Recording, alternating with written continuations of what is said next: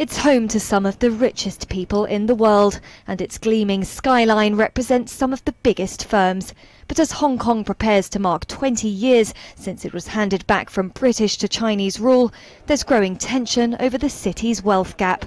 Soaring property prices and an economy dominated by land tycoons is driving the wedge.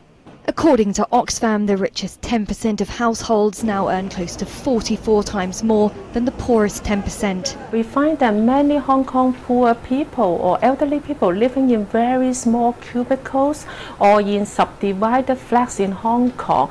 I think one of the most urgent things for the new government to do is to increase the public rental housing protection in Hong Kong. Chief Executive-elect Carrie Lam, who takes over on Saturday, has vowed to do just that. She wants to calm simmering discontent amongst locals. 79 days of pro-democracy protests in 2014 brought much of the financial hub to a standstill.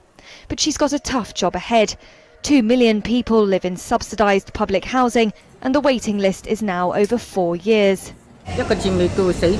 How are you able to survive? You have to work yourself to death.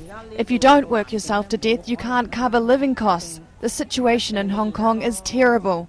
Just this week, the government dropped charges against a 75-year-old woman following a public outcry.